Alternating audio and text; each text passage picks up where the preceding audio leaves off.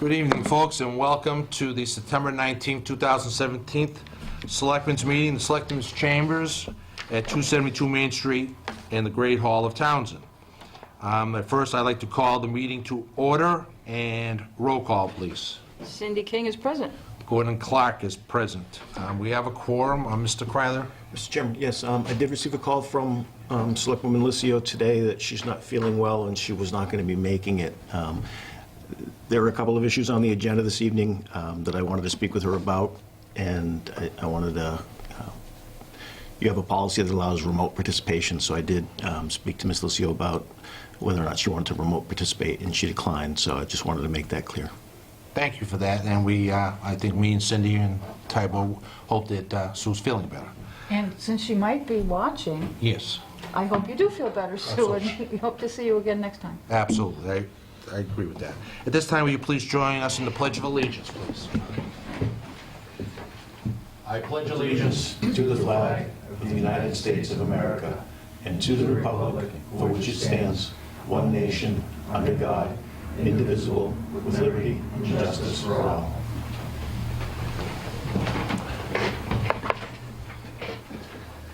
Thank you. I'd like to announce at this time that the meeting is being tape recorded, and if anyone else wants to tape record in the audience, just let us know, please, at this time. I see there's no one else. Thank you. Chairman's additions or deletions. Do I have any additions, Mr. Crowley, here? No, sir. Okay, thank you, and I have no deletions at this point. If we can go to appointments and hearings, 2.1.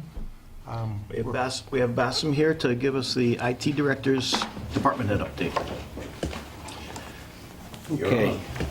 All right, I took over about over 5 months ago. And there's a lot of issues that I need to address to the board regarding the network, security, servers, and updates that we need to do to the system to maintain it.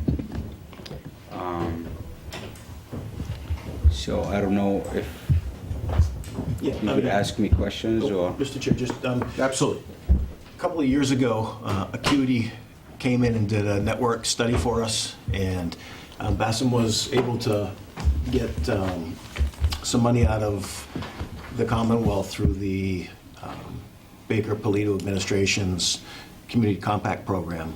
They had a little bit of money available to do an additional study, so Acuity came in and did an update of that study. So that's a document it's a confidential document. You'll see in the footer on it that is listed as confidential. So it is stamped confidential for a very good reason. There's a diagramming of the network, the IP addresses that all of our systems function off of, and another handful of issues that are security related. So from that perspective, it's a confidential document, but it does give a good kind of 10,000-foot view of where we are from a network perspective. So is that fair, Basil? Yes. I want to add this concern about using a free software for the firewall and the network. That right now we have just black boxes, meaning it's a homemade built systems that maintains the firewall to prevent any hacking into the system, to our network. And that needs to be taken in consideration, that we have to upgrade all these boxes into a platform that Windows platform or appliances. There's a lot of appliances that made out of software and hardware that actually can maintain and prevent any hacking and unauthorized intrusion into our system. I mean, I think one of the things that we're all realizing, and we probably all know, is that we've had the benefit of Steve Cloutier and his mad scientist-ishness, where Steve would rather build something than buy something, and it functions well and it's functioned long. What we're seeing from the vendor and from others that have looked is that there may be a tighter way to run things, and what we'd be looking at doing ideally is looking at the next round of grants for infrastructure updates to address just the stability of the network that we're functioning on. Fair enough? That's correct. Thank you. The other update about the phone system. We have a very old, inadequate phone system that needs to be replaced. Part of this, we're going to be getting the old phone system from the fire and police department. Instead of buying a new phone, they will actually upgrade into the new, they're actually joining into the centralized Noshova, the 911. So their old system is going to come to us. In order for us to maintain that system, we need to upgrade our network because they use an IP phone system. We don't have the network backbones to accommodate that new arrival, this new equipment. So we're going to need to upgrade no matter what. The other thing we're doing is we're updating our town website to an easy, friendly interface that us, when we're trying to update the user who update the web page, the department web page, it's easier for them to do it in. There will be an easier way, like using Word or Excel to update all these website pages. So it'll be easier for them to access it. It's very easy for them to maintain it. In the process of upgrading most of the computers in town to Windows 10, I already started with the fire. I started with a few computers in here. I'm upgrading them to Windows 10. There are a few departments that I'm still going to have to catch up with them and do that upgrade. On the website for a minute, Basil. Sure. Right now, in order to make updates to the website or manipulate any of the page layouts or data, you've got to access it through a software called First Class. First Class. So there's an intermediate step before you even get to be able to upload a document or an agenda. And it's been pretty glitchy for us. A good example is tonight's agenda, tonight's meeting was not posted on the town website on Friday. Kelly was locked out of First Class. So as of today, I believe First Class is back up and accessible. But we'll be getting away from that intermediate software step by doing the new upgrade that Bassam's talking Right. about. Within the town website, down on the bottom will be a login where the users, the town employee, can actually log in. And once they log in, they will get like a page, the same as like Word, and you can edit everything easily. You don't have to use the intermediate interface, First Class, to do the updates.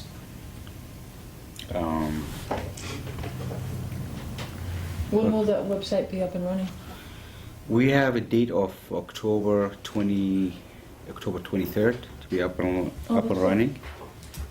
Because we kept the same vendor, we're actually cutting the cost from, I think it was like $4,500 a year down to $2,500 a year by just doing the upgrade.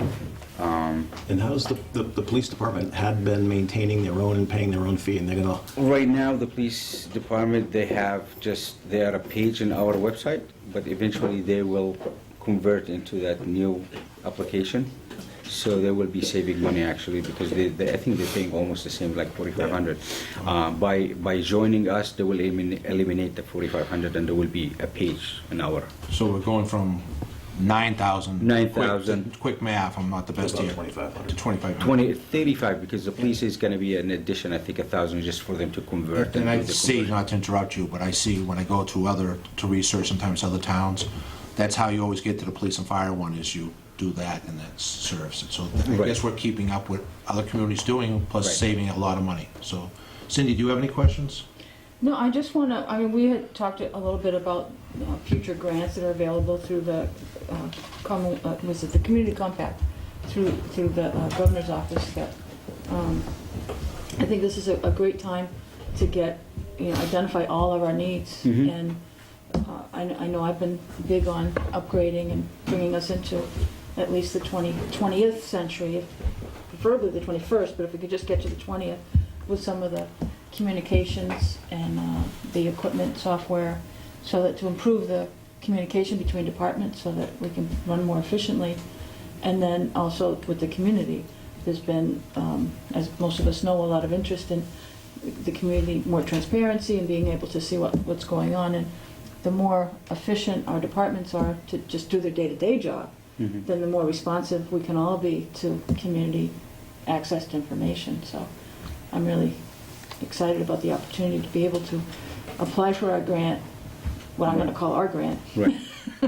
that we deserve. And I Yeah. hope we can get it this year through the state, since we did sign up for the best practices for IT. So we have to just make sure we get our priorities Right. set and get everything done. And between also that and, do we have a window for a special town meeting? It's later on the agenda, but we're looking at having books closed early to mid-November with a free cash certification available by the end of November. So we'll be looking at end of November. To schedule? To have. To Correct. have, okay. So we can be looking at if there's something that is a crisis in IT or anywhere else Yeah. in the town, to get It any will- proposal that's more important than looking at a priority list, what we would want to put in for the grant, work on that needs statement to get that in, and then with the annual town meeting around the next corner. Sure. And are we going to have budgets, ask the departments to get budgets in for the end of December? Yep. So That's for also- that town meeting, You're so, taking this whole list away for the night. That's good. One of the other things that Bassam's kind of fallen into, and it was a situation with the audiovisual components over at the meeting hall in between the library and the senior center. And they hadn't been functioning for a little bit of time, and everybody was aware or somewhat aware, and no one really had ownership of it. So at the department head meeting this past week, we had everybody around the table, and everybody's jointly going to sign off on sponsoring a warrant article. We had a vendor there today, so all of us were there between facilities, IT, myself, library, and council on aging, walking through with the vendor, explaining the situation, what it's supposed to do, what we'd like it to do, what type of updates we would need to have it functional for today. So we should have prices for that and see a jointly sponsored article coming up for the special town meeting to make those upgrades. And that was one of the issues that I know Sue was particularly interested in. She had, as liaison to the library and the council on aging, she had heard clearly from both of those parties that the AV system was an issue that they wanted to see some resolution to. It's going to beg the next question, which is, once it's repaired and once we have new stuff, who's in charge of it? Because you've got two departments, and then you've got the meeting hall in the middle, and there used to be, I gather, a meeting hall committee that was involved in doing scheduling and policies for the hall, and that's kind of gone by the wayside, I gather, over the last several years. So we've got to figure out how we're going to do that. Who's going to be responsible, and make certain that it doesn't become an orphan space again. Any other questions for me? Just a quick overview. First of all, I'm sort of glad that you're the first department head we came in, because it seems like timing was good. Mr. Crowther's our liaison for IT for the future in this. The city's been directed by the board to be head of our financial team. So this is good team effort now for us to have a period of time to work on our issues together. And I'm sort of been brought up to date by you coming, and the public has too. So I want to thank you for coming, and we're going to bring in other department heads on a regular basis. But this gives Cindy with the financial team and Jim with his management team. And the two other things I just want to bring up quickly is, it makes me happy that when I hear that the town administrator with the department heads, it's not islands in the stream. It's that all the islands are working together to solve problems. And in this one here, the library, the AV, facilities, and you. And I think we're just so much more productive when we work together. So for everybody who's working on this together, I want to thank you, and I think we do a lot better when we work together, so thank you. And the last thing I'll say is kudos to, he's not with us anymore, but Mr. Cloutier. It's so nice to have the start of a thing called an IT department. It's not in 6 closets that they're around. No, it's, I mean, I don't know of any other place you could find computers stuffed in closets around. And before he left, and with your continuous assistance, we actually have a facility called IT down there. And that's from the 16th century, we're now in the 20th. So thank you. But we want to remember those who served us before, and Steve Cloutier was one of those people. So, Amen. and we'll thank you again very much for coming.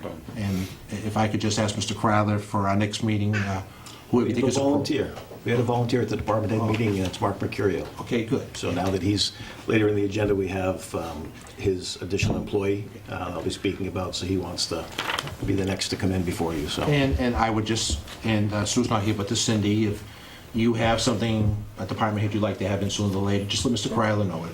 I just, as long as we get everyone in during the year, one, so we can work together, but the other is so the public knows who's working for them. All right, so thank you and have a good night. Thanks, Basil. Thank you. Next on the agenda, 2.2 is Barbara Tierney, our tax collector treasurer, referencing tax title, tanker life expectancy vote. Want to come right up and join us, Barbara, please? Thank you. Hi, how are you? Good evening. Good. So for the tax title, I just wanted to introduce the concept of having a tax title lien sale. I'd like to plan to do it, start the process in the fall. What this is we are able, through Chapter 52 on Massachusetts General Law, assign tax title lien sales to interested parties. Doesn't foreclose on their home. It does not make them own their home. We simply transfer the lien that the town has on that tax title on that home to the interested party, and then they are the ones who can collect that money. I met with a company called Tallaged, who is offered to help walk me through the process. We did some initial underwriting of our tax title, and we're conservatively estimating $200,000 to $400,000 for the tax title sale. I've spoken to other towns who've done this, and it's a good way to start communication with residents in tax title. It introduces a next step in a process versus just going right into foreclosure. I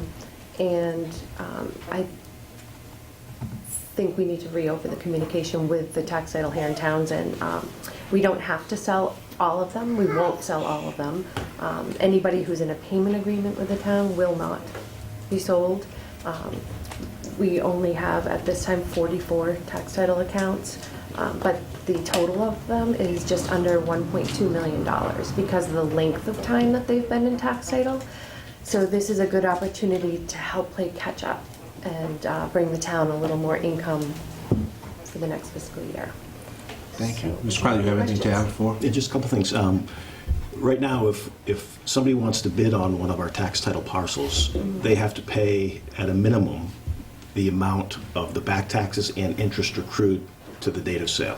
Yeah, so the sale will be, I will pick, once I go through all the underwriting and pull out payment agreements, the tax title will be sold as a bundle. So they will have to pay, we'll put out a proposed minimum bid, and it'll be a bundle of tax titles. We will not, at this time, I do not plan to separate and segregate individual properties. So we will take the amount that's owed, including principal of taxes and the interest, and there will be a minimum bid. So the point I was making there is that we're not short selling things. The taxpayers that pay their bills every year and have been, in effect, carrying some that don't, will realize the full value of what is owed. So the town coffers will take that full value in. At that point, part of the tax title law requires that whoever the third party is that purchases that lien, is they have to maintain the taxes. They have to keep them current at all times. So what we're looking to do is not only have the ability to clear the books and bring the cash that's due across the table, but also bring things back to being current status and have the ongoing payments that are due to the town. Stay current, yes. Yep. Do you have any questions, Cindy? Yeah, and we're not selling any properties. We're not No. taking any properties away from anyone. No. We're strictly selling the debt. The lien, yeah. Sort of, I know it's not exactly, but sort of like when we get those notices in the mail that our mortgage has been sold to another Yes. bank. Yep. Yep. So- Similar to that, so they will all owe them instead of the town.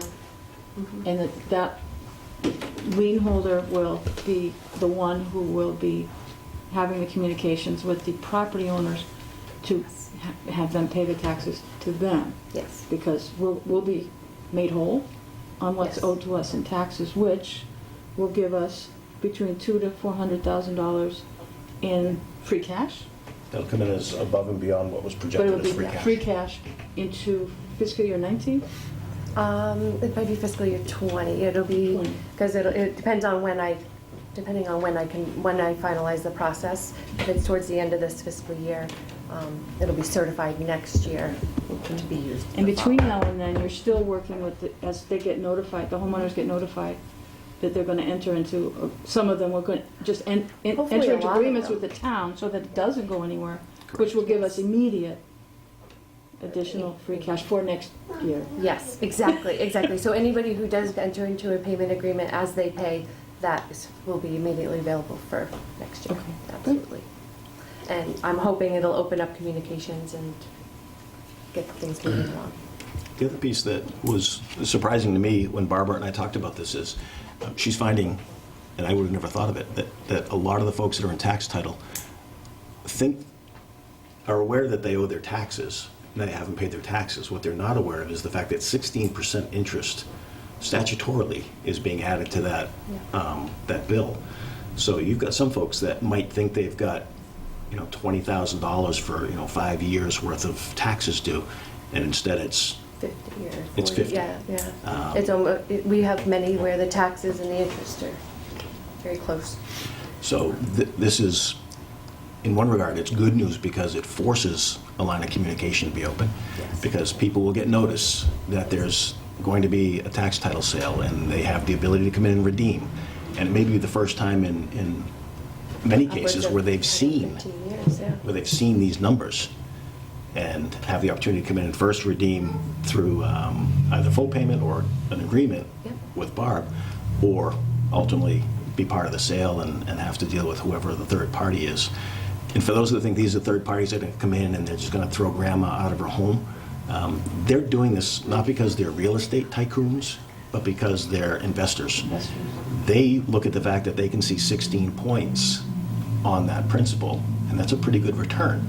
So in one regard, it is a little sharky because they're looking to make that 16 points, and they'll generally run it a year plus before they take any action.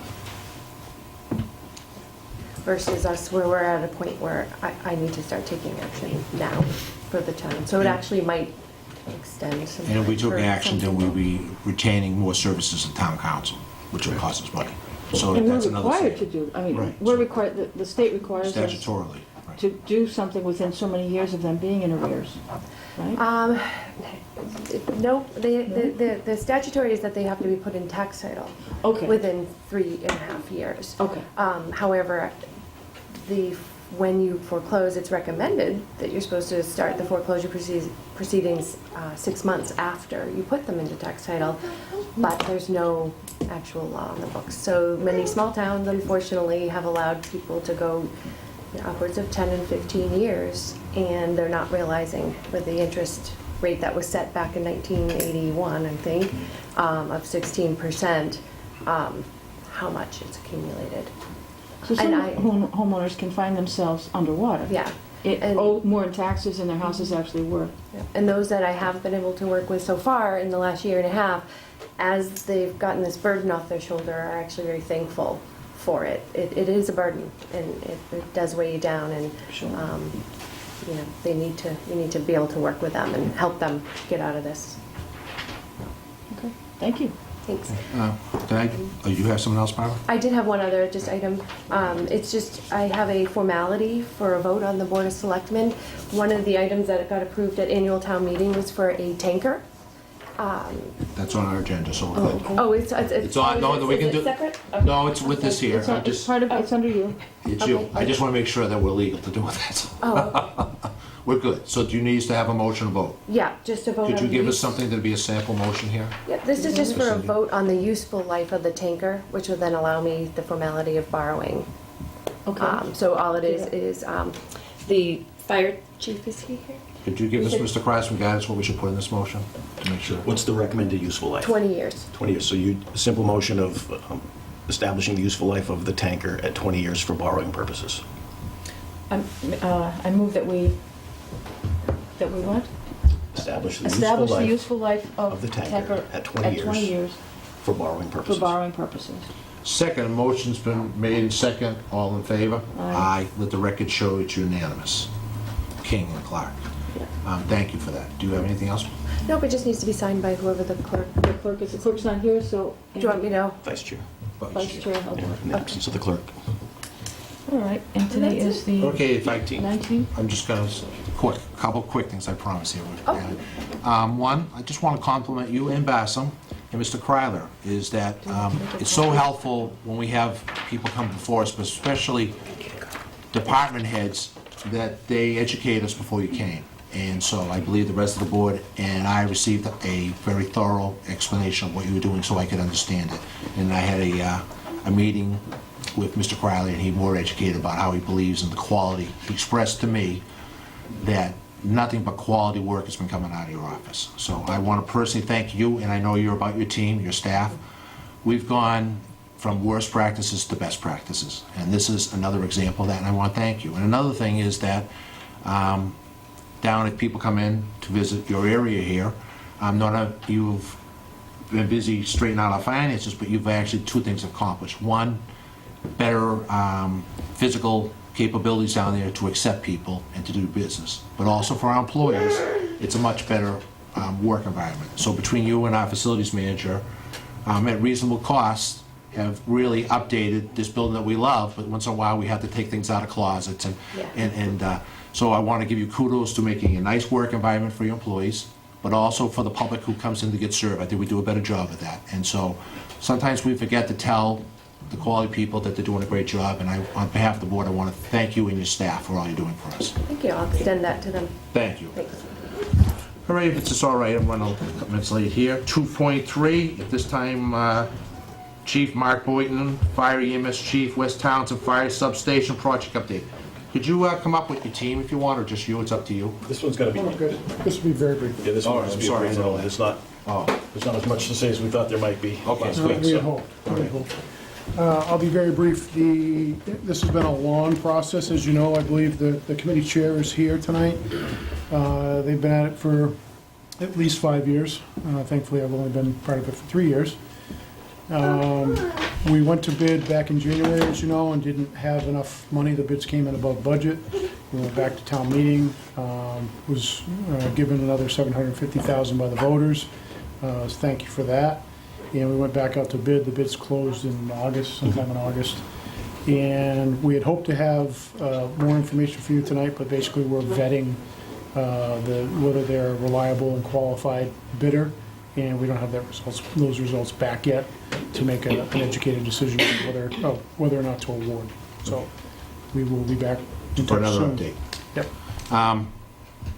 I usually don't do this, but I'm going to do it anyway. It's one of my sayings. But you have a team here who I happen to know someone personally, and I get updates when I do another activity about. They have thousands of hours into giving us one of the best fire departments, I think, anywhere around, and definitely one of the best facilities. So I don't think they'll appreciate it, but I'm going to ask them anyway. All these people put all this time. Could you just be stand so the people in the town know when they have state-of-the-art fire departments that Captain Elliott and Mr. Shepherd and the rest of you, please just stand up so the people know. Thank you for that. And truthfully, folks, you know, we have unsung heroes who run into fires to save life and save other fellow employees' lives. But then there's unsung heroes who the nuts and bolts wouldn't work without these people. In this station, we ran into state mandates. The people in town were good enough to fund it, and unknown, no fault of ours, they reinvented the curve, and we're gonna have a station because of your hard work. And whenever I knew you had a good meeting, Billy Elliott would throw better horseshoes, so I knew that. So thank you again. The town owes you a great attitude, as it always does, and we're gonna have some of the best facilities for some of the best people, so thank you again. Have a nice night. Thank you, everybody. Okay, moving on now. So we all set, Chief? All right, thank you again for coming. I appreciate that. We have 3.1, a promotion pinning of Ben Needham. Namara. Thank you. To Fire EMS Lieutenant. Congratulations. Would you please come forward, sir?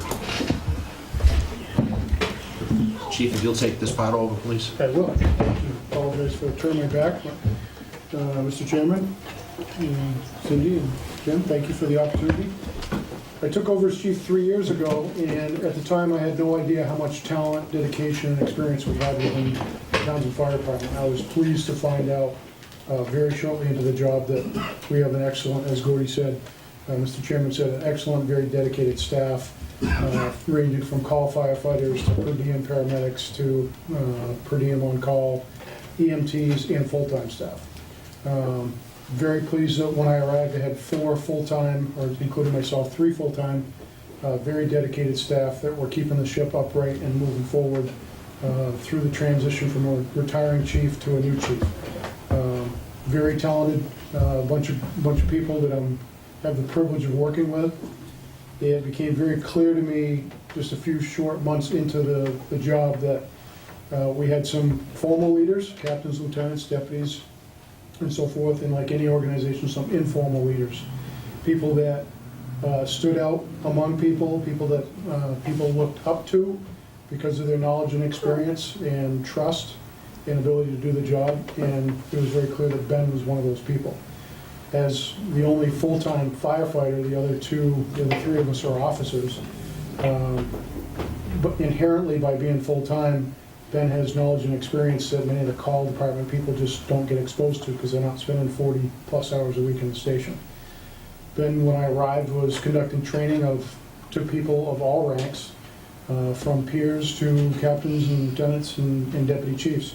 So he was looked up upon by all the staff for his knowledge and experience. He was out doing inspections. He was in the public's eye representing the fire department, doing an excellent job of doing so. The only, I believe, advanced EMT that we have, which is between 1 step below paramedic and a step above EMT, and we hope one day we'll make him a paramedic. So it became apparent to me that Ben was basically doing the job of a lieutenant. He was leading crews, he was out doing inspections, taking patient care.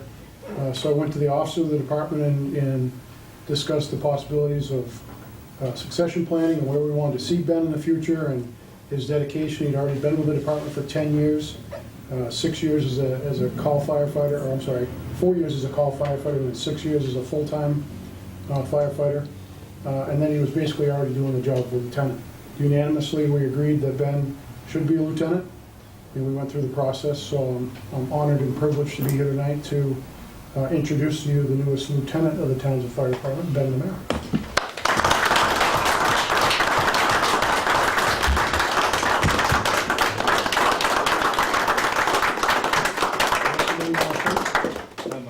My mother pinned me when I So, came on. holding with tradition, Yes. it's an honor to give you the badge to pin your son Thank you. as a lieutenant.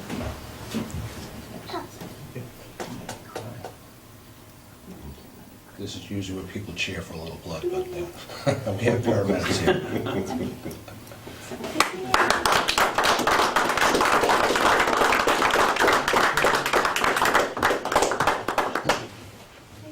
Thanks. Congratulations, well deserved.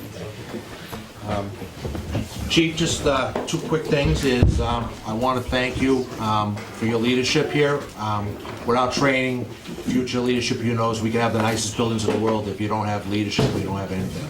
So that's a tribute you to establishing a chain of command and making sure it's the right people for the right job. Thank you. And the other thing is, correct me if I'm wrong, Mr. Kryler, part of this was due to most 99% of this was due to him bringing along qualified people, but thankfully to the fire union, you and us, and the Board of Selectmen, through collective bargaining, we enabled this position to be created.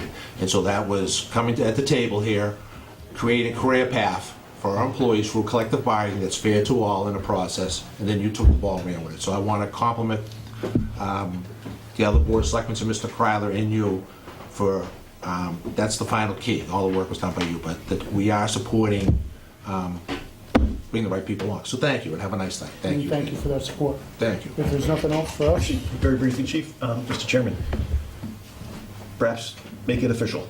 3.1, a motion to appoint Ben Namara to the position of Fire Thank you. EMS Lieutenant. I will take a motion at this time. I move to appoint Ben Namara to the position of Fire EMS Lieutenant. Second, a motion's been made and second, all in favor? Aye. Aye. The director show it's unanimous. Thank you. Keeps me from forgetting little things. Thank you. Thanks, Chief. Thank you to the building committee for all your work. It's been greatly appreciated. Moving on to 3.2, appoint Sean Ormiston as per diem paramedic to the fire department, EMS department for 1 year term effective September 19, 2017 through June 30th, 2018. Mr. Kryler. If it's your pleasure, a motion to appoint. I move to appoint Sean Ormiston as per diem paramedic to the Fire EMS Department for a 1 year term effective September 19th, 2017 to June 30th, 2018. And this comes with a 1 year probation period? Correct. Okay. Second, and motion's been made and second. All in favor? Aye. Aye. Let the record show it's unanimous. Clark and King. Thank you. Moving on to 3.3, appoint Amy Broken Kema to the Teamer for a 3-year term effective September 19, 2017 to June 30th, 2020. Mr. Kryler. Again, if it's your pleasure, the recommendation comes from TEMA. Thank you. I move to appoint Amy Bronkema to the TEMA for a 3-year term effective September 19th, 2017 to June 30th, 2020. Second, a motion's been made and second. All in favor? Aye. Let the record show it's unanimous. Clark and King. One quick thing before we go 3.4. With Teamer, a lot of us out here as we watch the rest of the country and the tragedies and the teamwork of everyone going together with all these hurricanes and tragedies, we forget how important FEMA, Teamer, all these things are. And every year at town meeting, when Shirley gets up there, her and Tom Whitty and the rest of the crew all put so many hours. And I'm sort of proud to say, during my tenure here, at the end of my tenure, is that one of the things I'm most proudest about, with the help of the board and everyone else, is that for the first time in the history of Townsend, Teamer now has an office, a place to store the stuff. We're not in trailers and closets all over the town. So we hope that tragedy never comes in a form of emergency to Townsend, but because of Teamer, I really believe that we're going to be the best prepared we can. So again, I just want to recognize those people who we forget a lot. And we do now have, without any additional funds to people, a place for Teamer to work out of. So thank you. And toward that point, Mr. Chairman, Shirley will be likely one of the next coming departments to come in and make a presentation. I know Cindy and I have talked about the state of preparedness for the town of Townsend and what is the status of our emergency plan, and Shirley has provided a copy of that as a link to an electronic document. So we'll have that for you. So we're not going to print it for your packets because it's like 4 telephone books, but it'll be available electronically so you can take a look at it, and she'll be able to speak to specific questions you might have. So as we're seeing Jose coming up the coast tonight, what does that mean for us? They're prepared, they've got a book, they can cue in the specific issue that's happening, and the plan is there at our fingertips. So these people have been doing the work, and the only little part we do is actually give them a place to work from, which sounds like a basic need, but it's been taken care of. So thank you. Moving on to 3.4, appoint Mark Mercurio to the Fire Station Building Committee for 1 year term effective September 19, 2017 to June 30th, 2018. Mr. Kryler. Again, if it's your pleasure, it comes with the recommendation of the committee. Before we make an appointment, I just want to say, as everyone knows, Mark is our facilities manager, but every step of the way, which has been sort of nice, a lot of towns don't have this ability, is our facility manager, the person who's taking care of the building, he's been involved. So, right with our benefactor and all the build team, that he knows that fire station over there as good as anybody, and I think it's in the town's benefit to have the person who's going to be taken. It's just good best practices to have him on. So I would wholeheartedly endorse this. Thank you. Motion, please. I move to appoint Mark Mercurio to the Fire Station Building Committee for a 1 year term effective September 19th, 2017 to June 30th, 2018. Second, a motion's been made and second. All in favor? Aye. Let the record show it's unanimous. Clark and King.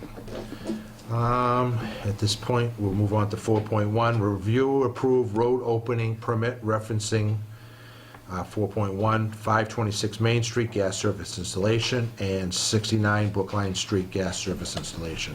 Cindy? I move that we approve road opening permit for 526 Main Street for gas and 69 Brookline Street also for gas service installation. Second, motion's been made and second. All in favor? Aye. Let the record show it's unanimous. 4.2, review comment zoning board mandatory referral. 4.21, 90 North End Road, renewal of accessory apartment special permit, and 4.26 Ball Road, renewal of accessory apartment special permit. Is this where we used to say no comment? There's one more on the next page. Thank you for that. Yep, we got 3 of them. And that would be 4.2.32 Jonathan Lane, renewal of accessory apartment special permit. And again, it's just where we, unless we have a comment, we just generally just say no I comment. looked over the three of them in the packets the Just other day. renewals. And they're just pretty standard renewals.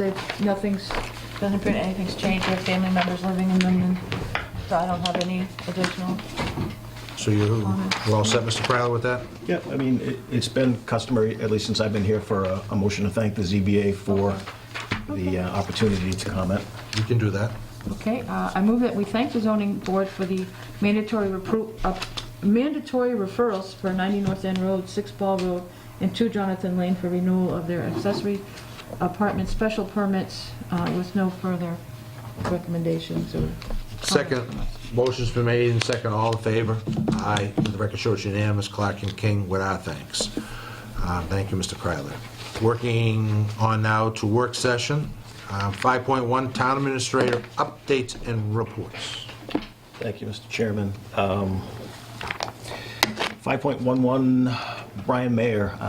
Town meeting was asked, and town meeting agreed to fund an additional full-time position for the facilities maintenance department. After going through an application process and screening candidates, Mr. Mercurio and others, they've determined that Brian Mayer was the most appropriate candidate for us, and an offer letter has been made contingent upon your affirmation. It's not a vote of appointment because this is one that comes under the town administrator, but just for your information, and I think to make it nice, if you would, a vote to affirm the appointment of Brian Mayer as maintenance technician. I move that we affirm the appointment of Brian Merritt as appointed as maintenance technician. Second, the motion's been made and second. All in favor? Aye. Let the record show unanimous. Clark and King.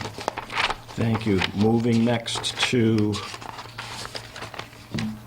5.1.1.2, Deputy Police Chief Position Update.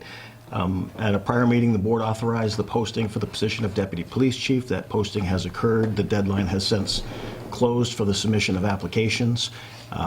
And there are, according to Chief Bailey, to whom they were sent, there are a number of exceptionally well-qualified candidates to consider.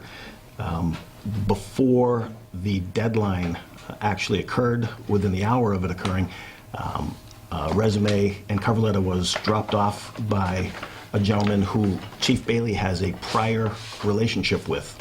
And out of an abundance of caution, I had advised Chief Bailey at that time to not look at the paperwork, not speak to the individual, but instead to put everything on hold until coming before the board.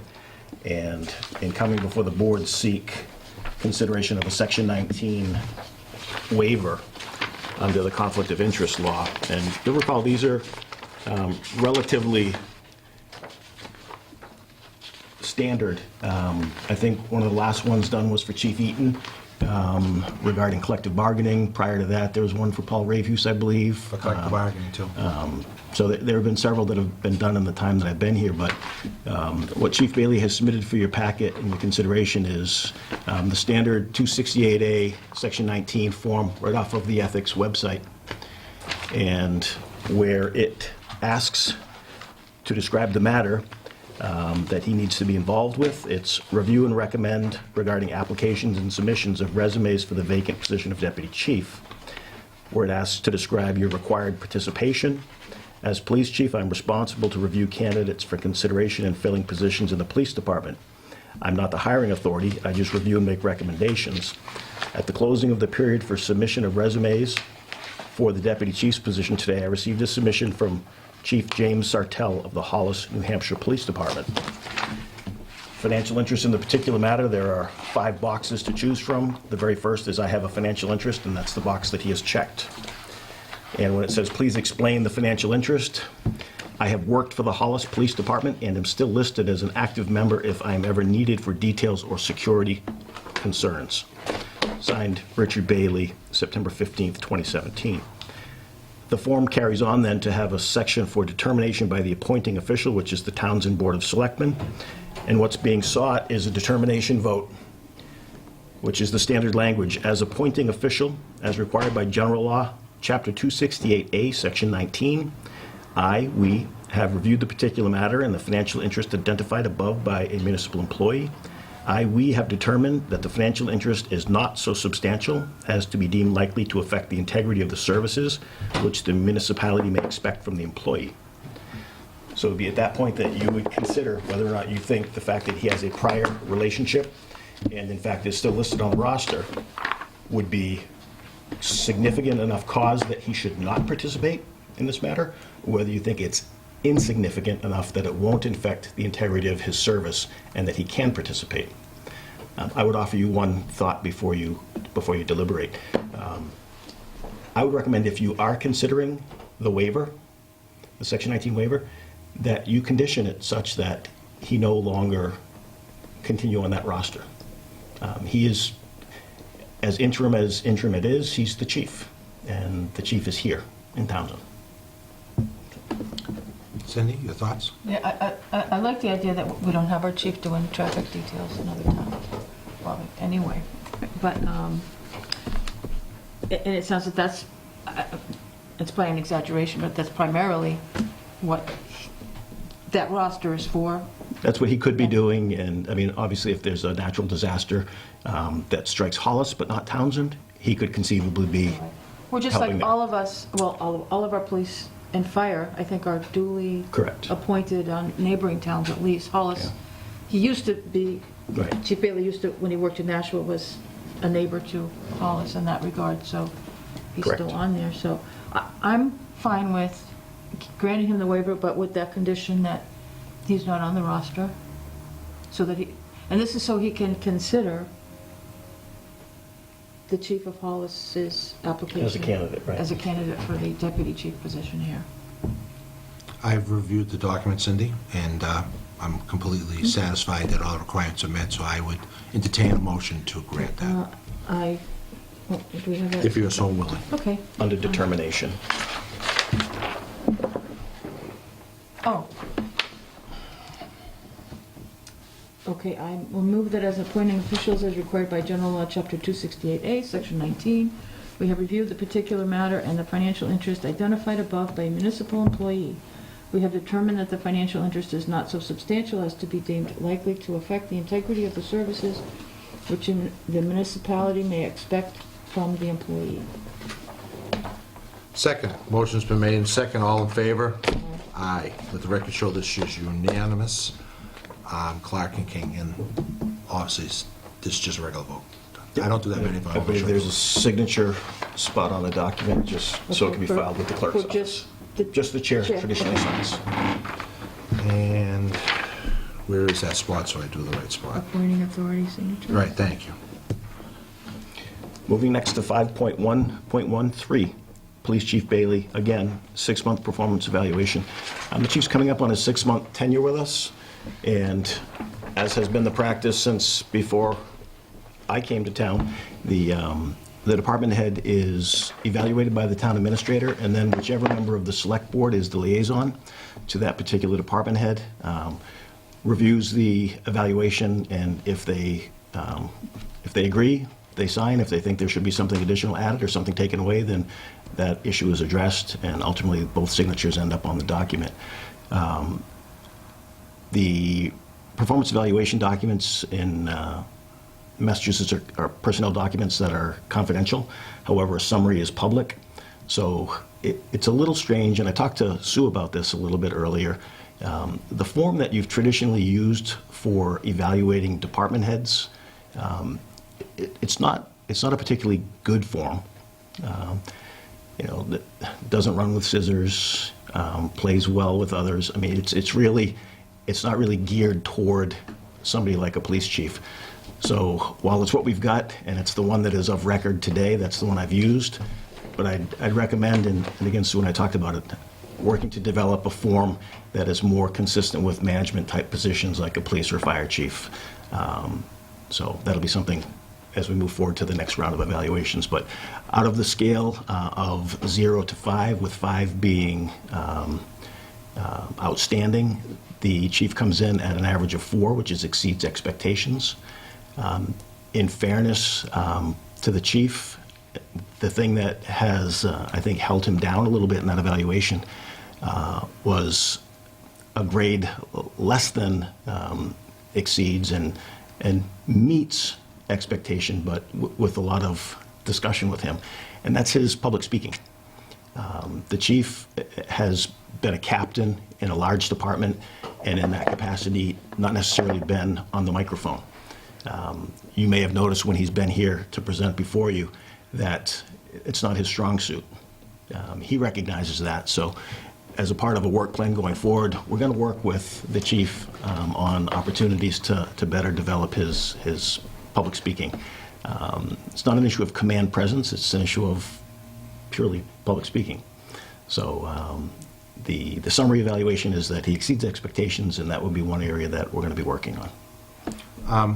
I have reviewed this just as part of my responsibilities, and I agree with everything Mr. Cross said. The only thing I would add, though, is because, and we're going to improve the form here, is that if there was a spot for integrity, for competence, and for truthfulness, if what was a 5 the highest, I would have gave him a 7 on those. And to me, those are the foundation of what you build on. So I just am thankful that we have a gentleman like that working for us. So that's all I have to say. And I will, done. Excellent, thank you. Yeah, if I could just add, I mean, I haven't, because the liaison Right, and yep. the town administrator have been the primary people to do the actual evaluation. Just some of the things that I've noticed about Chief Bailey is he's communicating with us quite a bit. He's keeping us informed as to the progress and issues and things, his plans and what he wants to do and how he sees the challenges in front of him and how he's resolving those challenges. And he's really been active in the community. I forgot to say that. Thank you, You Cindy. wouldn't really In not a little way. expect a lot of, Yeah. I know that, you know, when I think both of us, the weekends that we did the Squanicook River cleanup, he did both weekends, right? And I was there So for one he's out day. there with his wife, you know, cleaning, wading in the water with the rest of us and working, and the picnic Absolutely. that John Whittemore did, and he's out getting involved and active with. It's become a part of our community. And you know what? And that's not in the job description, and he's doing that Oh, without. we need to add that. Yeah. Well, good, but he'll already have the requirements. I know it's already there. But thank you, I forgot about that, Cindy, and thank you for bringing that up. Okay. Mr. Chairman, next would be 5.1.14, which is discussion/consideration of posting for permanent police chief. I've added this. Obviously, it's coming in under my report, but I just thought it important to bring before the board. And I'm sorry that Sue's not here this evening. I did have a chance to talk with her a little bit about this today, that I had this on here. And it's there for a couple of reasons. One, when Chief Bailey was contracted, I wasn't here.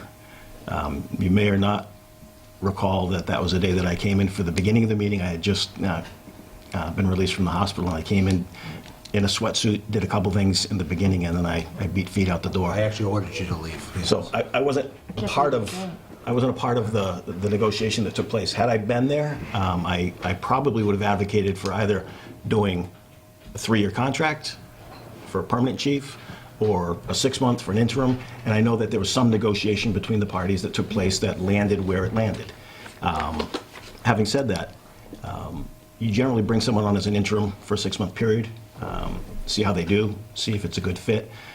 From my experience, I think it's a good fit when I look at what he has brought to the table in the 6 months that he's been here. From an entirely different perspective, when we're recruiting and trying to fill a deputy chief's position, one of the concerns from, I think, the candidates that are most astute, which is what you want, is, well, what's your status, chief? Are you contracted? If I give up a secure position in XYZ department where I'm currently working, am I buying into something that is real and is going to be there in a year? Or is it subject to change? I think when you look at those issues of stability for the leadership in the department, for those 2 reasons. One, we've seen him, we've tried him, we've tested him. And the other, for recruitment purposes, to get the best candidate for the second-in-command position, I really believe you've got to have somebody that is there and is real and is permanent and is able to say so to the candidate. So my hope is that you would consider posting for the position of permanent chief. There's a policy in the personnel policies, and it, in fact, references a provision in the charter. The policy is Section 6, recruitment, and the charter is Section 7.10, filling of vacancies. And while there's a legal argument that could be made that those documents and those writings are directory but not mandatory, while it's legally defensible, it's from a policy perspective that wouldn't be wise. So I would recommend that you post the position in accordance with the requirements of the policy and the charter, and consider candidates, whether it's Rick Bailey or whether it's someone else that comes through the door. But I think the town, I think the department, I think for the benefit of those we're looking at for deputy chief, we need to have something more permanent than an interim chief. So I turn it to you for your thoughts at that point. Thank you, Mr. Kraus. Cindy? So if we were to vote on this tonight to do this, we'd be posting, we vote to post. Correct. The posting would go up tomorrow? Actually, today? yeah, I mean, Before we leave? I put it up before we leave tonight. I would put it up Okay. if it's your vote. And again, we want to fill the deputy chief position. We want to be able to answer the question affirmatively that there's a stable leadership structure. So you're really, one's chasing the other. And again, whether it's Rick Bailey, which it would be my hope that it would be, if I'm being candid, or someone else that comes through the door during the posting period, at least having the permanency of the position to be able to tell those that are considering the second in command that it's real and it's locked down. But yes, I would post this evening. Okay, I'm trying to consider, what if we do, what if we don't? If we were in the process of appointing a deputy chief, so if we were to, I'm not quite sure where we are actually in the final throes of that, but... Right now, is the it- applications are across the door. Okay, so Several it's interviews closed. have Okay. taken place. Okay, And then, literally the day of the closing, at the very end, the application that you just did the Section 19 on came across the table, and I advised the chief to hold. So right now, several interviews have been conducted. Questions have been raised about the chief's position. okay. And this other application has come through the door but has not been addressed at all, pending your vote this evening. Okay, so if we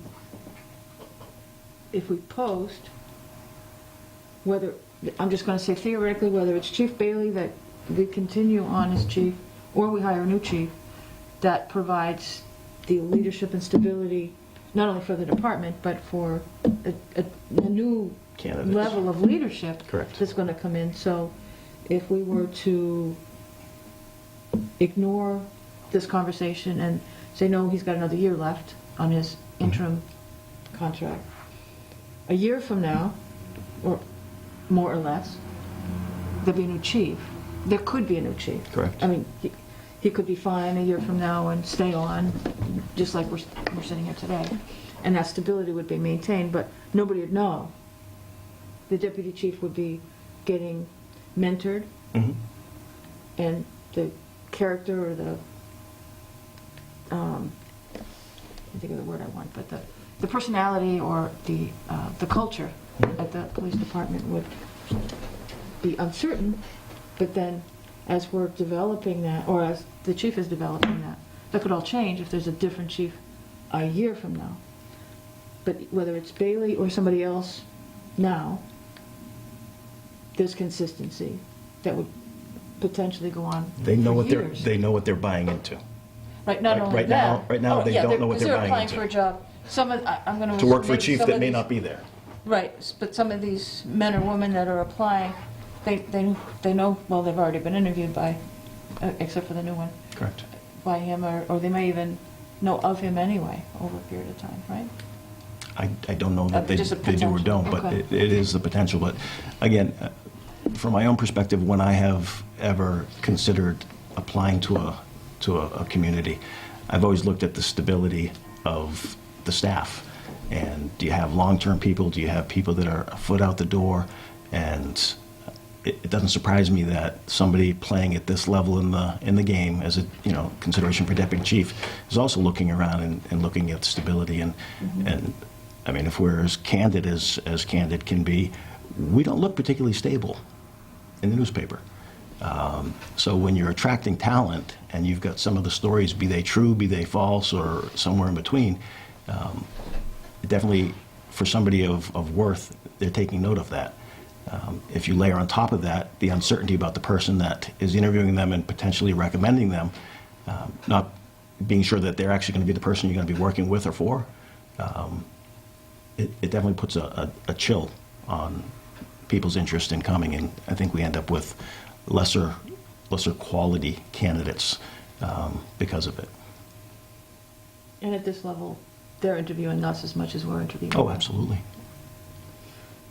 Are there any pitfalls to making this now? Yeah. They're not legal, they're not policy. I mean, how dare I say, I mean, they're political pitfalls. I mean, he's got an 18-month contract, and you would be considering, potentially cutting his 18-month contract short for somebody else, or bringing him in, after a 6-month probationary period. So I think, it's not rocket science to look at how that could be perceived. I would judge that I'd rather take any of that on the chin and do the right thing for where we are today, which is looking for stability, security in the management structure of the police department. And, whether people, be they 1 or 10 or 100, would do it differently, they're not in my position. They're not in your position. This is where I get the big bucks. You don't, but you get all the glory. I don't know if I'd call it that. Cindy, if I could just for a second? Sure. Just for a little something and then come back to you, all right? Sure. Thank you very much for that, and thank you for your insight. Your 25 years' experience sometimes helps us, and we put a lot into this, so thank you for that. I see this as an opportunity, and for your military service, you understand, is that when you have a problem, command is where it starts. And I think we have a unique opportunity here with the deputy chief and the chief, if we make him for real, and you understand that the military is this guy for real, is to have a team concept. And I see, not to get into all the little things, but the biggest concerns I have, but I think the biggest prospect and hope for the future, long after I'm gone here, is that the culture is changed and that there's leadership at the police department. I think this is a unique opportunity to do those without getting into everything else. I think culture change and leadership, the ship will follow a team. And so there's a team. And the other thing is, no one says this, but Jim made me think about it when he was talking about the people watching. Well, I can tell you from my law enforcement contacts that Mr. Bailey, Chief Bailey, in a nationwide search for a lot of money, at almost $60,000 more, he finished 3rd in Draken. These headhunters beg for people to come in and to be here. If we don't wrap him up, someone's going to find him or this other person. They're not looking for jobs, it's which job I want to take. I want to have a team here so we can move on to other things. And I think my opinion is, I think that with the leadership, a lot of the stuff will just solve itself. I really believe that. And it starts at the top. And so that's my thoughts, and I'll go back to you. But I just think sometimes you just have to do what's right. And that's what makes everyone the corner. If you can look in the mirror and say, this is best practice, this is, what's right in your heart. And the other thing is we do, and I forgot too, in Fitchburg, you finished 2nd over there years ago. So it's not like other people haven't done lots of vetting. And then we've seen him one-on-one. He isn't hidden from us, and he's made tough calls and tough positions. But fair and thoughtful. My little joke is sometimes I think he's a little too slow. No, he's just methodical. And I think whoever comes in everyone needs someone to work with, and so that's all I have to say, Cindy. I'll turn it back to you. Thank you for your time. Actually, before Cindy, if I could, Cindy, I want to be clear that what's being suggested tonight is posting the position open. Right. So we'll consider. So it could very well be that Rick says, you know what, it's been a good 6 months, but I'm not going to apply. It could, that it would- could be that, 5 other people apply and 2 of them check out better than Rick. There's a requirement to post. I'm recommending you follow the requirement, and again, when you look politically, you guys took it on the chin when you posted for the town administrator position and didn't choose to interview. You looked and you saw what was out there and didn't choose to interview and negotiated with me. It may be that that happens with Chief Bailey. It may be that you look at what you get across the table and you determine individually that you want to just deal with him. But I want to make it clear that the opposite could also be the case. So You you're could have- clarifying what our intent is. Right. You could have somebody that comes across that's, Doesn't want to interview. that's a rock star beyond what you think you already have. Absolutely. Thank you for that input. Have you talked to the chief about this conversation that we're having right now? I told him that my intention was to bring the subject up. He asked me what I thought would happen. I said, roll the dice, I have no idea. But he knows that I was going to bring it up. I don't know if, and I didn't ask intentionally, if he'd be insulted, if he'd be, being asked to apply. Some people get weird about that when they're sitting in the seat. I judged that he wouldn't, but I didn't want to have a conversation about it with him unless and until I had brought it to you and seen what your temperature was on it, because there's no sense going down a road that's not really available. Thank you for that. Cindy? And if we post it, we can pull it. Is that, You're ultimately responsible to fill the position or not. So if you post it and you decide, for whatever reason, you get, a safe dropped on your head and you change your mind, yes, you could make the decision to not go forward. You would still presumably have Chief Bailey under an interim chief's contract for the remainder of that term. So you are the appointing authority. It's your call. I'm just recommending considering a permanent chief for the ability to say that we have the stability that we need to be able to say we have when we're looking at the second in command. I would entertain a motion if you have one, Cindy. I did prepare 2 motions. One was affirmative, the other is negative.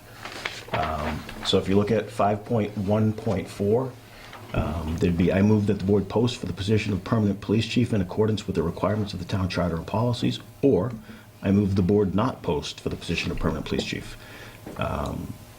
So I presented 2 options for you. I move that the board post for the position of permanent police chief in accordance with the requirement of the town charter and policies. Second, motion's been made and second, all in favor? Aye. Aye. Let the record reflect that it was unanimous, Clark and King. Mr. Crowley, just for the record, I know once for me and once for Cindy during our terms here that we did, could you give me the correct term for when we call in from phone to be part of the meeting? Was that- Yeah, Remote participation. remote participation. Okay. Yeah, you have, the board has a policy that allows remote Right, but we've participation. actually done it. I did it once personally. I was 3 or 4 hours away on a report matter, and Cindy did it one other time. Correct. And I would just like, for the record, you to reaffirm to us that Sue, out of respect, was given that opportunity to do that tonight. Yes. Okay, that's all. That's all. And in fairness, she said to me that she was not feeling well. And did not think that in the condition she was feeling that would be a good thing. And I respect that. I wish her help. I just want to let everyone know that we're trying to be inclusive and that we've kept with past practice. Certainly. So thank you for that. And this was on the agenda, she knew that prior to. Correct. And we This was talked- not and something we that talked got about it. added after her All right. deciding. And we talked about it today. Thank you for that. I appreciate that.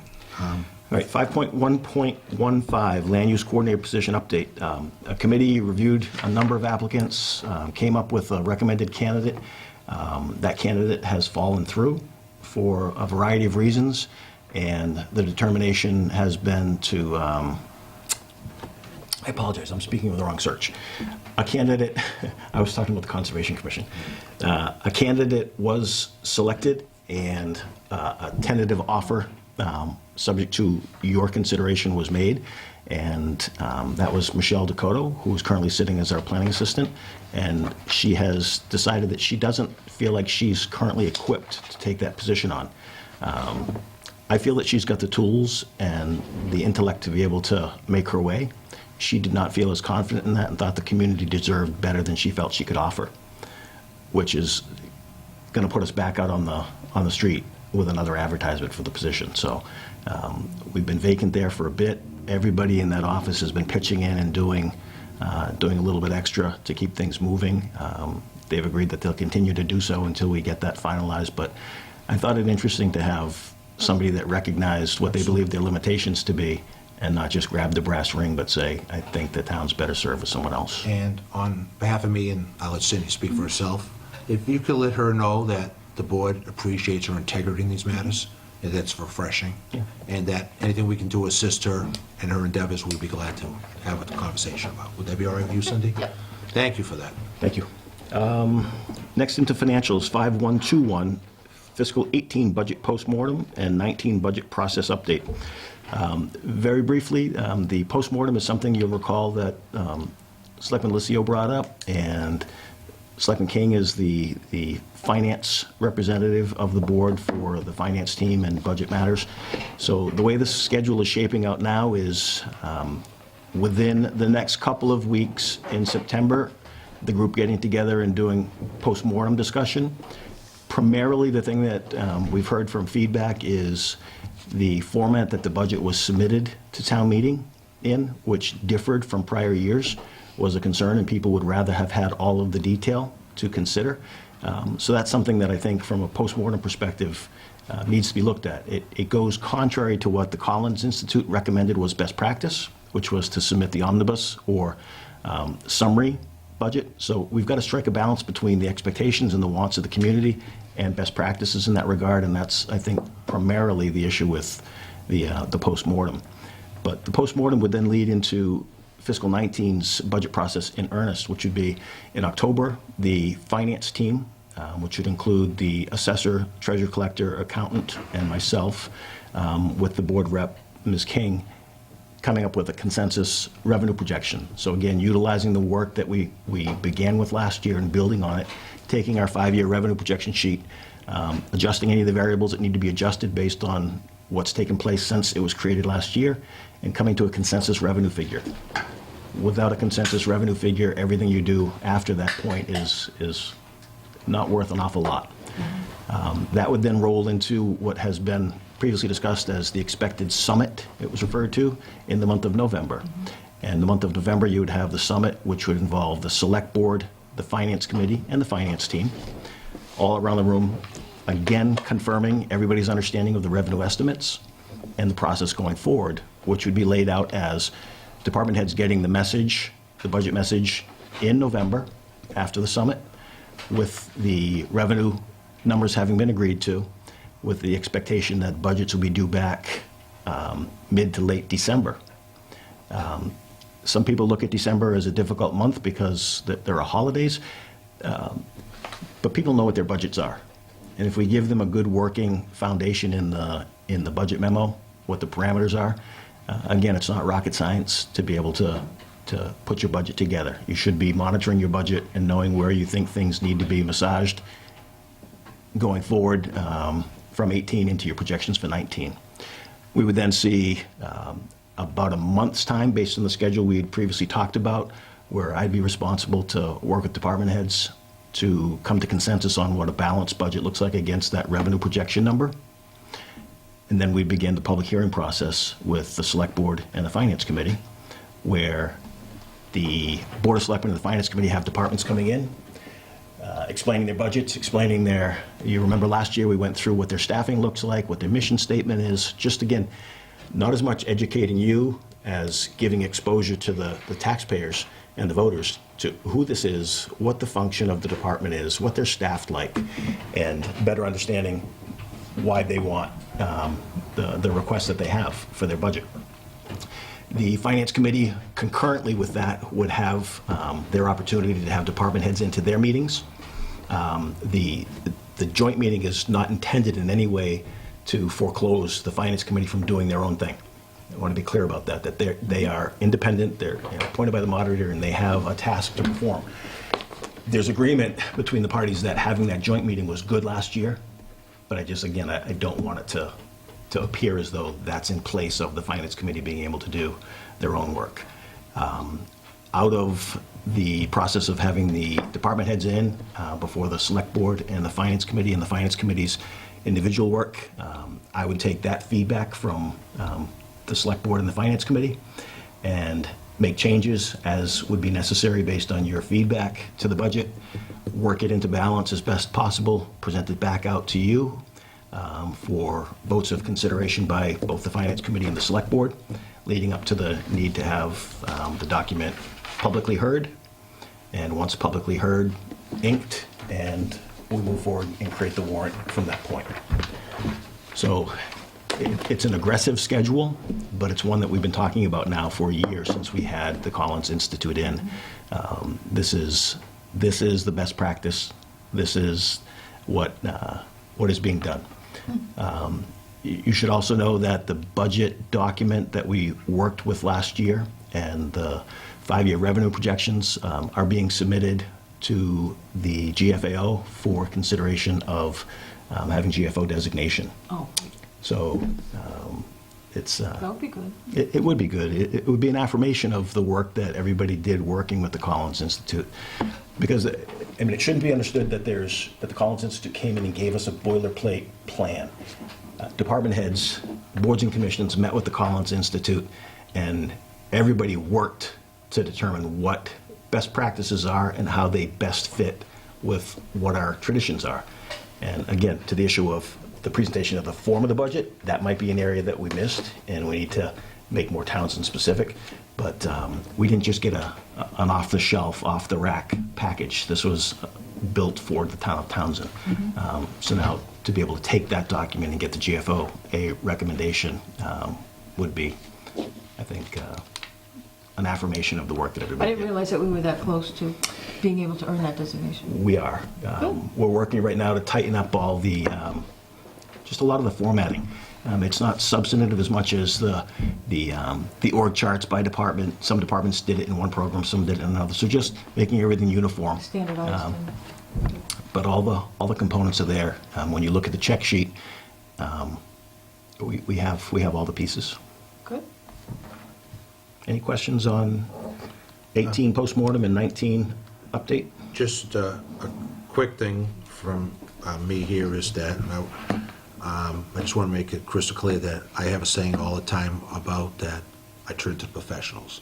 So on one half of our finance, you are our professional, Mr. Crowley, and I rely upon you. Doesn't mean unchecked, but that's what we have you for, same as the other professionals.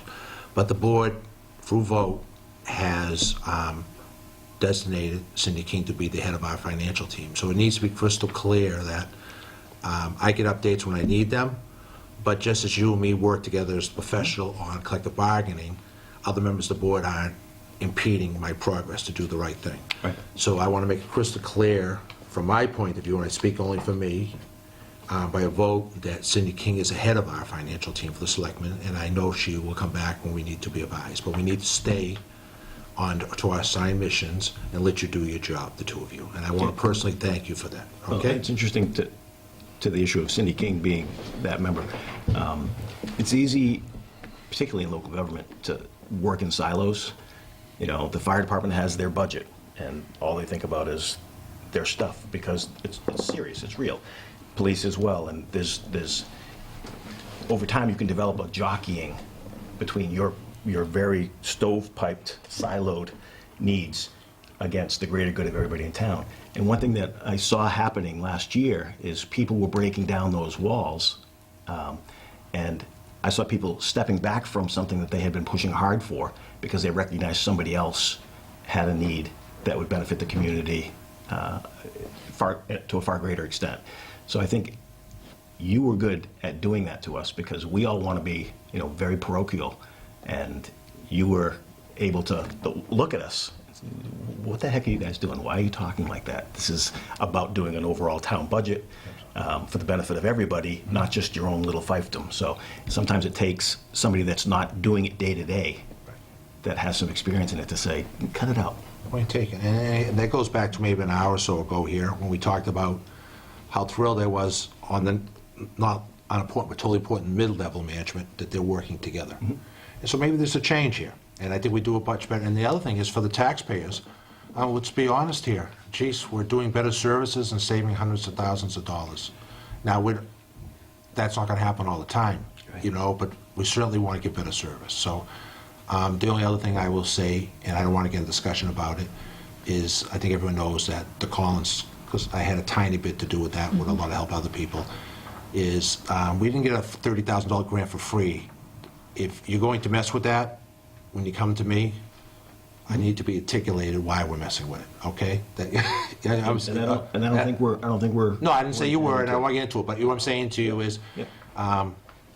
when you have people world-class who gave us for free, because of our work, a $30,000 guide, how to do stuff, if we're going to mess with that, I want to know why. That's all I'm saying. I think there's a, I mean, it's premature because we haven't gotten together on Yeah, the that's issue why I yet, didn't want to get into it, but be fair to you two. Well, because you mentioned it. I think there's a way to hold true to the best practice recommended by the Collins Institute in terms of the budget documentation that's presented, and also present in that packet a detailed budget breakdown. Have that detailed budget breakdown available online, early, and available often, enough that people that have specific questions and want to delve into the details have it available to them.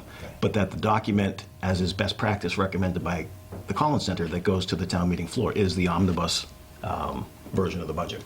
So I think there's a way to bridge that gap. And I don't want to be misconstrued here, is all I want to do is show support for the financial team and for our professional, Mr. Kryler, and to be supportive and stay out of the way, so you can do your job. So thank you for that.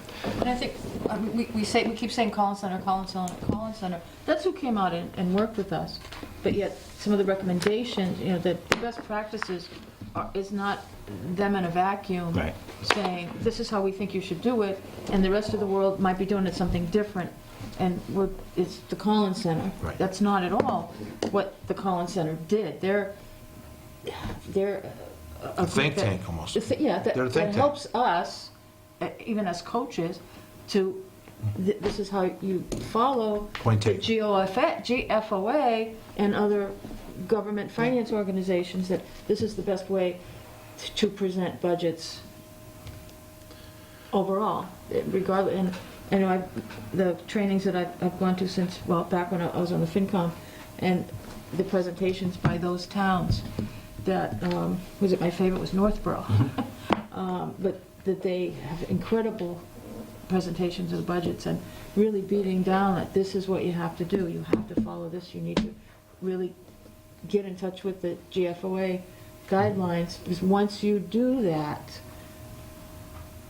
everybody starts to understand what's going on, and you're actually able to see into the future. Right. And you're not trying to figure out, okay, we're $200,000 short, who's going to cough it up? Right.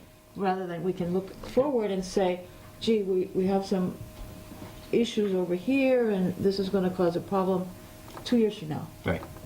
This is what we have to think about, and this is the road we're going down. And it's not just the Collins Center saying, Right. and we're following what the Collins Center is telling us. Not necessarily. The Collins Center told us this is what the standards are Right. in municipal finance nationwide, Right. but then specifically to Massachusetts and how we do things here by our law. So And we sometimes throw around acronyms. GFOA, the Government Finance Officers Association. So these are the people that do government budgeting throughout the country. So this is, again, to your point, Cindy, it's not limited to the Collins Center. They are bringing to us what is out there nationwide. Thank you. So if it's all right with everybody, we'll move on to 5.22, Mr. Kryler. We talked about that a little bit earlier, so tentative schedule for closing of 17 would be by early November, with the expectation of the certification from DOR in mid to late November, and an STM called for late November. So that's the target at this point. Obviously subject to change based on how closing finishes out. We've had experience in the last 2 closings that haven't been great, but Well, we were behind. We were behind. So we're believing that there's going to be a far easier time this year of it. So that's the expected timeline on those issues. And 5123, draft Moody's bond rating statement. Every municipality has a bond rating that details what your credit worthiness is. And in the town of Townsend, we have Moody's that does our rating. There's also Standard & Poor's, that's another rating agency, equally accepted in the bond market. Moody's, on a regular basis, will come in and reevaluate what our credit worthiness is. They look at a number of things. Chief among them is your management capacity. They look at who you've got, where you've got them, what their experience is, and what they've done since last time they looked. They also look at your debt. They see what your debt ratio is a percentage of your revenue. They look at your reserves, stabilization, capital stabilization. All of these things, it sounds formulaic, and maybe to a degree it is, but there's also the part where you get to speak with them and you get to say the things to them that are not quite as readily apparent when they're looking at the financial statements. So what we have right now is a draft bond rating statement that shows the town to be stable and shows the town maintaining its AA3 bond rating. So having taken on new debt like we have with the school and the fire station, it's significant to be able to maintain that rating because, again, speaking about it being formulaic, if we're getting a less acceptable view on our debt ratio, all things else stay equal, we might have gone down.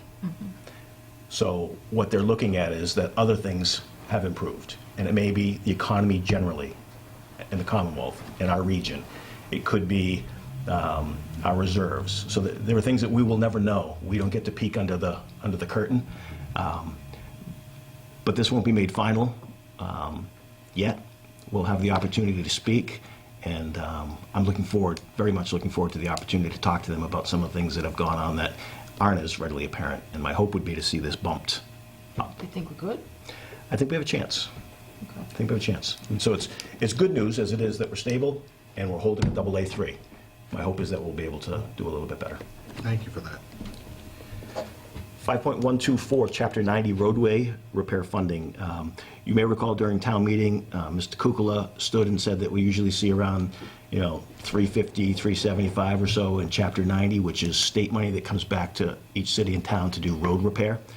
We got our allocation letter, award letter from the state just last week, and our FY18 allocation is $414,296. So, it's 75 grand or so more than we might have expected. Before that gets, everybody happy, you also remember that Mr. Kukula was very clear in saying how much it costs to do a quarter mile of road. This isn't much. So it's not going to do an awful lot, but it's more than we expected. Next, you get to 5.13 miscellaneous, KP Law. KP Law has submitted a document for your review and consideration. They represent the town of Townsend, and they also represent the Lowell Regional Transit Authority. And we have our Council on Aging bus that we use is through the LRTA. We have a new lease agreement for a new vehicle, and K&P would be the one that would be reviewing it for us. They're also reviewing it for the LRTA. So in order to be able to do that, they would need you to vote, as I've got in the draft motion,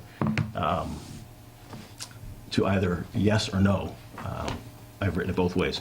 I move the town pursuant to Rule 1.7 of the Mass Rules of Professional Conduct consents to KP Law PC representing the town of Townsend as town council, notwithstanding that KP Law also represents the Lowell Regional Transit Authority in connection with a vehicle lease contract as disclosed in the letter to the Board of Selectmen dated August 28th, 2017. So basically, the rules for lawyers say that you can't represent two people unless they both know about it and agree. So they can't review the lease, as simple as it is. It's a very, very simple task, but they can't do it unless you acknowledge that you think that they can. And we've been notified of that, Tony. Yep. this lease, is it a pretty much standard contract? It is. It's just a matter of It's the i's are dotted, the t's are crossed? same one as Probably before. bumped up a couple dollars from the previous lease. Correct. Yeah, it's standard boilerplate language.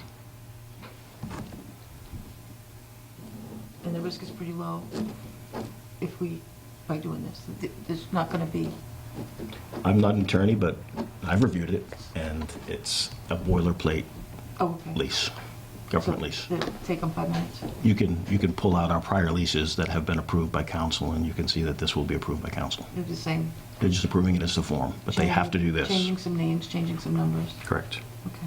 All right. Do we need a motion on that, Mr.? I move that we, is it on here? Yeah. I move that the town pursuant to Rule 1.7 of Mass Rules of Professional Conduct consents to KP Law PC representing the town of Townsend as town council, notwithstanding that KP Law also represents LRTA, Lowell Regional Transit Authority, in connection with the vehicle lease contract as disclosed in a letter to the Board of Selectmen dated August 28th, 2017. Second, motion's been made and second, all in favor? Aye. Aye, let the record show it's unanimous. King and Clark. Thank you. Do we need to sign anything for you, Mr. Crowley? There is a document that, Maybe we do it now so we don't Yep. chase us. that's the document right there. Is it called for both of us, or? There is a spot for 5 selectmen, so I have 2. you can sign a couple times if you want. These are all identical, right? They are. They Okay. are, yeah. Today's the 19th. 19th. Yeah.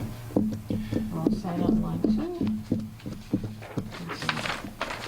If you want to, while I'm signing, go on to 5.32, Mr. Crowley. Yep, hosting a regional ethics training. At the department head meeting most recently, asked departments what types of trainings they thought would be beneficial, and several of the departments, thank you, several of the departments said that it's been a while since an ethics training has been done. We have the ability to have KP Law come and do trainings, but in this case, the Ethics Commission also provides trainings. And I thought it probably a better opportunity to go with the Ethics Commission, the people that you'd actually be calling when you have a question, or dealing with if you ever get crossed up, to come do the training. So we've reached out to our neighboring communities, and ideally we'd like to have this be as regional as possible. But we do have November 1st, 2017 at 10 a.m. in the Great Hall. So memos will be going out to anybody that is in the organization beneath your authority. My hope would be that the letter on your behalf would compel attendance. This is something that they should sign in on, they should be there, and that those that are not under your jurisdiction, under the org chart, would be invited and strongly encouraged to attend. So if it's okay with you, I'd like to be able to send that memo out tomorrow. If I could just add to that, please. First of all, thank you for having department head meetings now that we're out of our summer break. I think they're good for communication, also team building. I would expect that everybody who's under your umbrella of supervision would attend. I would like to the board, if it's, well, I would just like, if for some reason someone does not attend, that there's a in writing reason why they did not attend. Okay? All right? Yep. I'm all about accountability, but on the other hand, I want to thank that the department heads, under your guidance, are working together as a team. So kudos to everybody, but I want accountability. How long is this training? Just a couple hours. A couple hours, okay. Awesome, that's good. Next, if it's all right, Mr. Crowley, Yep. move on? Yep, Thank all you set. for everything. You had a lot for us tonight. Board of Selectmen announcement, updates and reports. Cindy? Hi, I've got, this month is Suicide Awareness Month, so I've got a proclamation for that. And within the proclamation, there's a number of statistics, but before I start reading them, I just want to have everybody understand that, you know, we've heard a lot, which I don't want to minimize this, but more people kill themselves than die by opiate overdose. So suicide is something that we have to really be on top of and not get lost in comparing one to the other. And some things get more publicity than others, but suicide is a very significant thing, and it does. I think probably all of us have been impacted by suicide at least once or many times in our lives. So whereas in the United States, one person dies by suicide every 11.9 minutes, with 44,193 deaths by suicide in our country during 2015. Whereas in our country, suicide is the second leading cause of death for 15 to 24-year-olds and is the 10th leading cause of death for people of all ages. Whereas each person's death by suicide intimately affects at least 6 other people, with over 250,000 newly bereaved each year. Whereas in 2015, Massachusetts had 642 people die by suicide, and several thousand friends and family members were changed forever by losing those people. Whereas many of those people who died never received effective behavioral health services for many reasons, including the difficulty of accessing services by healthcare providers trained in best practices to reduce suicide risk, the stigma of using behavioral health treatment, and the stigma associated with losing a loved one to suicide. Whereas far too many die by suicide each year, and most of these deaths are preventable. Therefore, it be resolved that we, the Townsend Board of Selectmen, do hereby designate September as Suicide Prevention Month to recognize that suicide prevention is everyone's business. Thank you for that. And do you need a second for a motion on that, or? That would be in the form of a motion. Okay, I will second that. All in favor of the motion, show by Cindy King. Aye. Let the record show that the proclamation has been accepted by the Board of Selectmen, and if Mr. Crowley thinks it's appropriate to post it. Absolutely. Thank you for that. Anything else, Cindy? That's it. Normally now, I would, hold on 1 second, please, here. I would turn 5.22 to Sue. We do hope she's feeling better, but a couple things on there. Excuse me, I'm sorry. Sue did ask me of her items, just to bring the board's attention to her first, which is board meeting schedule. I know that you and I have talked about that, Mr. Yes. Chairman. The policy of the Board of Selectmen as voted and as a record is that there won't be a set schedule. The schedule will be determined by vote of the board. So while it may be familiar, or in some cases even have been customary to do the first and the third, or the second and the fourth Tuesday, that's not what your policy says. So I think what Sue wanted to do, and I won't speak for her beyond this, is put this on everybody's radar screen. So perhaps as we move away from the summer now into the more regular schedule, that something more uniform occur. So I'll leave it to her at the next meeting to speak to it more clearly, but she did want me to bring that up. Thank you, and just to that part is that I have found it that I always work with, in my limited time here as chairman, for availability, and also when we have need to have meetings, and sometimes we end up having 3 or 4 in a month. But I think we're out of the summer schedule now, and even though it's a little late in the month, we had an executive matter in the office which precluded us from having a meeting earlier. It didn't involve majority of the board or you, Mr. Kryler, but we still have addressed that. And so we're looking, hopefully within the next day, to set the next meeting. And we're going to do the people's business, so thank you for that. And the other thing is, I think we might have, there was a thing for AV equipment in the meeting hall, and I believe that I addressed that earlier. we addressed that earlier, but that's not, thank you, Sue, for bringing that up, and then we'll let her, at the next one, maybe we can put on whatever she wants there to, in her updates again, okay? Thank you for that. Do we have any approval of meeting minutes, 5.3? No, a request had come in from Sue to hold on the executive session minutes, the Okay. draft that was presented to you, so we'll put that off till the next meeting. That's fair, thank you. And 5.5, to review and sign payroll and bills payable warrants. Just payroll this week, right? Is that correct? It's just bills payable. Just bills I think. payable. Okay. So I move that we review and sign the bills payable warrant and sign out of session. Second, all in favor? Aye. Aye. At this time, 6 on our agenda, we're going to executive sessions where votes may be taken. Executive session pursuant to General Law, Chapter 38, Section 21A3, to discuss strategy with respect to collective bargaining or litigation, if any open meeting have a detrimental effect on bargaining positions or litigating positions, and the chair so declares. The chair does declare, and we will be addressing grievances of the police department, collective bargaining of the supervisors union, and pending litigation, Merrill. This requires a roll call vote. Well, I move that we enter into executive session pursuant to General Law, Chapter 30A, Section 21A3, to discuss strategy with respect to collective bargaining, or litigation if an open meeting may have a detrimental effect on the bargaining position or litigating position and the chair so declares. For grievance from the police department, collective bargaining with the supervisors union, and pending litigation for Merrill. Cindy King? Aye. Aye. Gordon Clark, aye. Let the record show roll call vote to go into executive session is unanimous, Clark and King. Also, if we could... To adjourn. To adjourn from executive session. And also, we're going to, Hartley, thank you again for your diligence tonight. We're going to be going to the administrator's office so that you can... And you won't be going back in the same. That's We're not right. coming back. We'll be out. Okay, thank you. Thank you, Townsend, and have a nice day.